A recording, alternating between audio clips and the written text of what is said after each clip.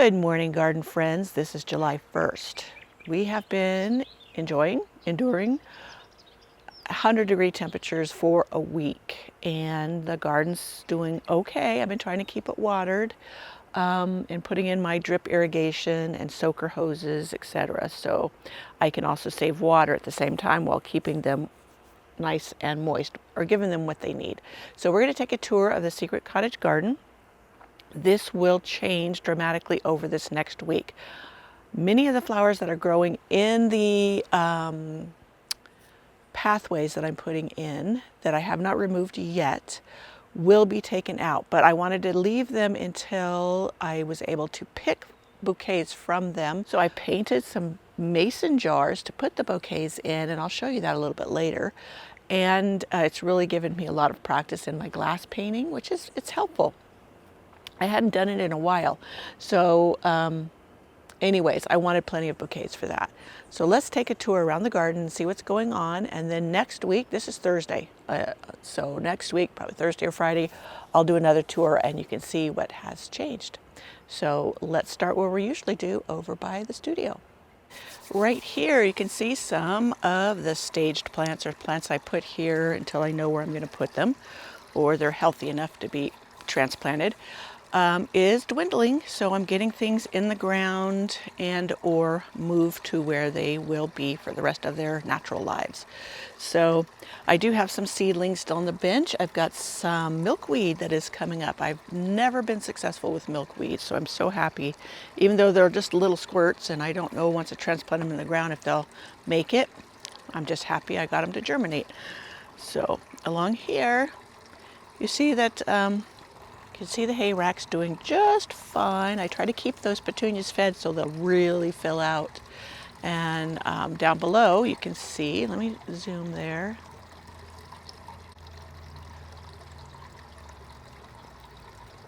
Down there I have my sea holly that I planted. A couple of them got a little scorched with all the heat, but they're hanging in there, and hopefully they will recover once it cools down, or once, now they've got some roots down in there.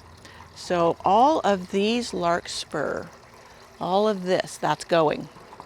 They will be picked and put in the bouquets, and then it's coming out because a pathway will be going down through here. So a lot of this feverfew will also be picked, and I just may chop it back, and then it will rebloom. So let's see, the centerpiece, it's swamped by all these flowers and you can't really see it. So it'll be nice because then you can really see it, and I could finish getting boxwoods planted around it. I have tons of cuttings that I started, and I want it to go all the way around the centerpiece, and then it'll be green all winter long and just be a fun element in the garden of evergreen, so the garden doesn't look so barren during the off months. And look at this sweet pea, it just doesn't quit. I just pick and pick and pick from it. I'm going to put some of these in the bouquets, and then I'll just get more flowers. This is the one that overwintered, and I think this fall I'm going to plant a bunch again and then make sure I protect them, because it doesn't always work for me that they overwinter, even though I'm in zone 8A. But this one did, and boy, what a show it has put on. So it's worth it to me for the extra effort. I'll make covers or do something that I can overwinter my sweet peas and get this kind of, and it has not missed a beat during this heat, which is really amazing. Sweet peas usually go over really quick in the heat, or many have said they have. I have not had that experience. So let's go along where we can see along that way. Before we got going over there, I wanted you to see my moss heart. Look at that, isn't that pretty? It's really, really filling in. Now it's nice, let me put it down here, that it gets a lot of shade, it gets dappled sun, gets a lot of shade, and then the fountain, my hummingbird fountain, right here, it oversprays, so this stays moist. So it really likes those conditions, and look just how wonderful it is. I've got the pea gravel I want to put around the outside so it'll really accent it and just make it look a little tidier. And some of these pots down here are going to go. So while we're here, you get a view of these sweet peas back here were ones I grew in little pots. And this is what I mean about me. When I put them out, they just struggle. Whereas if I plant directly in the soil, they do so much better for me. So anyways, I'm going to plant more in just direct sow, and they'll have time to come up and bloom for me and be pretty. This Verbena, let me zoom back out, Bonariensis, I'm not real thrilled with it here, and I may take it out because it's obscuring other things that I want in there. I could just cut it back and see how it does shorter, but I have a lot in other areas of the garden, so it's not a big loss if I pull it out. But my white swan echinacea down there is doing great right there, and I have some I planted direct seeded, and you can see the little babies right there, and that's the white swan as well. So I wanted a big mass of the white swan, and that blooms. This area gets a little more shade than others, so that it's a little later blooming, but it'll just bloom the rest of the summer up until the first freeze and then come back next year. That's the beauty of echinacea. So when I don't have the white from the daisies, then I have the white from the echinacea, from the white swan echinacea anyways. So let's move along here. This rose is my Princess Alexandra of Kent, and it's getting ready to put on more blooms. It has a bunch of buds, and it's going to flower. Sorry, I kicked it. This pathway up too is going to change. These pavers are coming up, and all of these larkspur here. It's a shame because they're so pretty, but I need to put my pathways in, and the bumblebees are going crazy. My Jupiter's beard is still blooming like crazy. It's the red right here, and it just keeps on going. Mine blooms all summer long, which I just love, and it comes back every year. Mine doesn't get as tall. It can get like 4 or 5 feet tall, but mine doesn't. Maybe because it gets shaded here or what have you, just my conditions. And let's look up here. The delphiniums over there are doing beautiful. There's still another one I need to tie up. And I guess we'll walk over there so we get a better view. On our way, let's get a view of the petunias. They're filling in the centerpiece. I did trim back some of the violas. The violas, that's one thing nice about them. They can take the heat. Pansies will wane faster, and the violas will just keep on going. They get a little tall and gangly, so I trim them back. And I need to prune some more back so that the petunias can be the stars of the show for now. And then the violas will recover and then be blooming in the fall, etc. Well, these are wave petunias, and they're pretty tough, and they will bloom until first freeze. So between the violas and the petunias, this is going to stay full. And down here, right here, is Lavender Lady. These stay very, very short, less than a foot, or at a foot tall, and I just love it. I had several along here. They didn't all make it through the winter. I think 3 made it. I had 6. But when I was weeding around them, I uprooted a couple of them accidentally, and they didn't like that. And anyway, so that is my little lady lavender. I may dig that up and put it somewhere else, because this is where I'm going to put the little boxwood cuttings that have rooted. And if you want to know how to do that, I have a video and a blog post on the website of how I root boxwood cuttings. Especially if you want to put in a whole hedge, it just makes it a whole lot less expensive. So the creeping jenny's doing beautifully in there, and wire vine, but look at these Asiatic lilies. They're just doing great. I love Asiatic lilies, and the gophers ate all of mine, which I've mentioned that before, but in case you're new here. So I've been putting them in pots, and these are doing just fabulous. So my Olivia Austin rose along with grandmother's hat in that pot. That's not where it's supposed to go. I just moved it, and it's so big. I'm gonna have to get the dolly because it's just too heavy for me to lift and move. But it's fine right now where it's at until I can get some more stuff cleared and what have you. Look at her. She's just starting. She gets even fluffier, but just gorgeous. This is a support for her. Her head gets so tall, so heavy, that she flops. So I have this upside down tomato cage plant right over top of it when she was little, very little, and then it's secured in the ground, and that acts as a support for her, and it just kind of blends in very, very well and does beautifully as far as keeping her upright and pretty. I will pick some of those to put in the bouquets, and this one, as long as I keep it picked, or deadheaded. She continues to bloom all summer long, which is wonderful. A lot of my daisies don't. They're not the super long blooming. They have their first blush of bloom, flush of blooms, and then I'll cut, and then I'll get another minor bloom. But these foxgloves are done.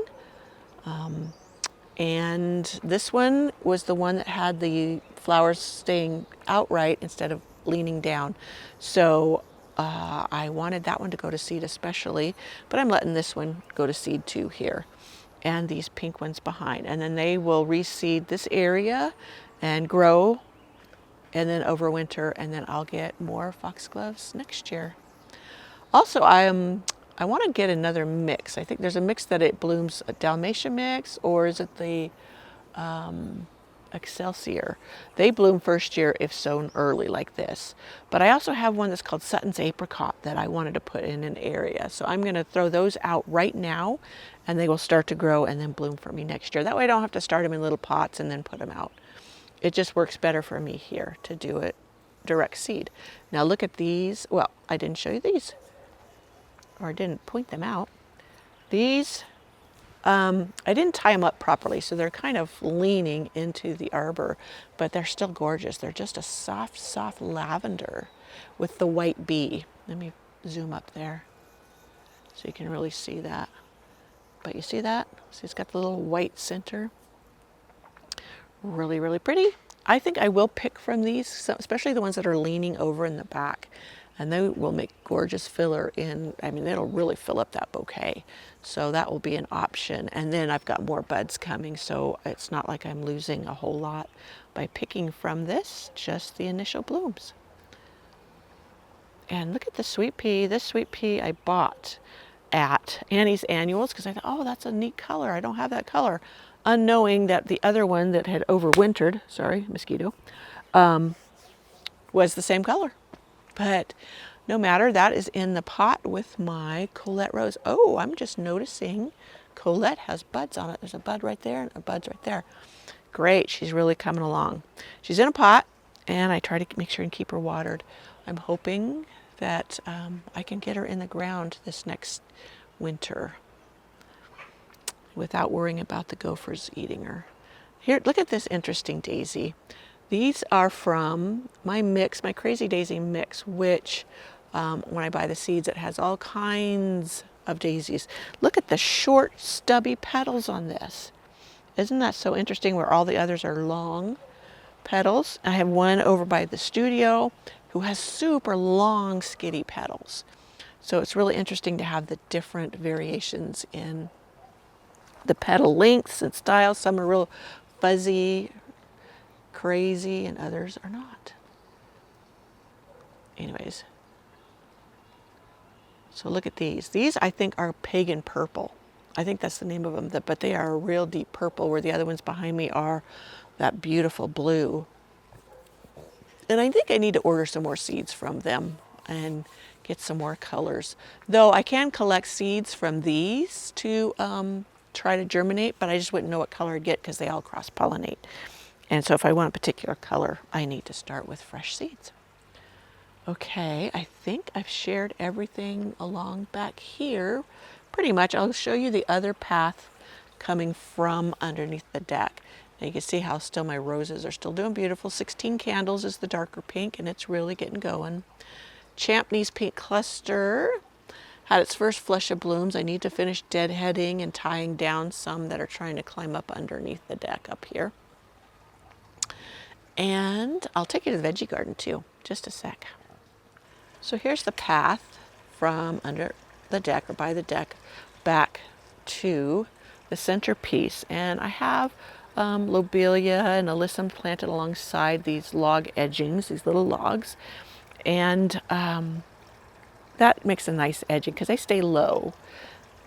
And like I said, this bed will change quite a bit because some of the larkspur is going to come out, the California poppies, etc. Because I have seedlings coming up and I want them to get the sun. And I have one that's creme brulee annual phlox, and I just can't wait. That one I've seen on, I'll link to the video of this gal in England that she grows a wildflower in pots, and it's just gorgeous.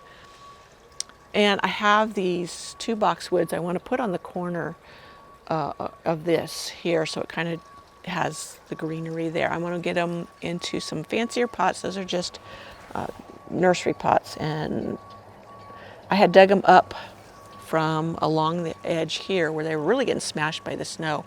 So depending on how much snow we get, whether or not I'll move them under the deck in the winter so that they don't get completely crushed, and then I can put them out in the spring and they will be a nice shape and not just flattened. Though sometimes they recover. It seems like they've recovered. They're a little wonky, but not too bad. Down here, and there I've put my sweet williams. I'm going to get some more seed to throw out because starting them, even winter sowing in pots, they just don't do as well for me, and I don't get as many as when I direct sow. And if I put my sweet williams out now, seeds, then next year I'll have beautiful blooms. I also put my I'll have to. It's a real pretty. It's called a cow poppy, I think, in England, and I'm trying to think of the name. I'll put it up on the screen. But I put what I had, some seedlings in there, and we'll see how they go. We'll see how they do. So, as I said, this will change a little bit too because the larkspur is going to go. But what a pretty view you have of the center. Can you just imagine that with the boxwood around it? I just think that will be such a pretty green accent instead of the metal. I mean, the metal's not bad, but you know what I mean. Okay, let's go to the veggie garden. So here's the path to go into the veggie garden. I have a volunteer hollyhock. I didn't know if I was going to let that stay, but so far it's doing okay and it's doing pretty, and it's not really getting in the path. I could shave off some of the leaves if it started to. But I have a butterfly bush in a pot there. I don't know what color it is. I think that's the one that was gifted to me, or it could be the white one that I have. So we'll see when it blooms. I get things, I just start popping them in pots because I didn't know where in the garden I wanted it. And so there it stays. So look at this dill. Can you see the dill right there? It's doing beautiful. I haven't seen any of the butterfly eggs on it. The swallowtails love to lay their eggs on dill, but I've seen lots of swallowtails in my garden this year. So that's lovely. I haven't seen any monarchs yet, so usually it's a little later in the season when my butterfly bushes are really blooming that I get the monarchs. So last year I only saw one, which was kind of scary.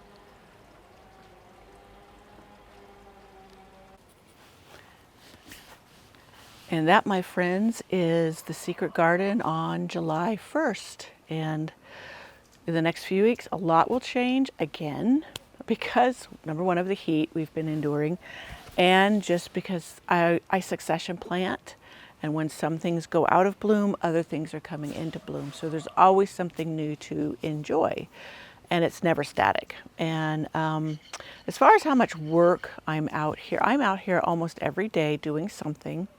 The last week I've been gone because I've been going up on the mountain to photograph wildflowers and enjoy where I live. The mountains are beautiful, and going up over the pass this time of year is just tremendously enjoyable and relaxing. So I wanted to thank you for joining me on this little tour and keeping up with the changes in my Secret Cottage Garden. I do realize I've been failing a little bit on the front garden, but it hasn't been, well, I shouldn't say that. I just haven't been doing very well in the front garden, but that's okay. We'll get there. I hope you'll join me in my next video.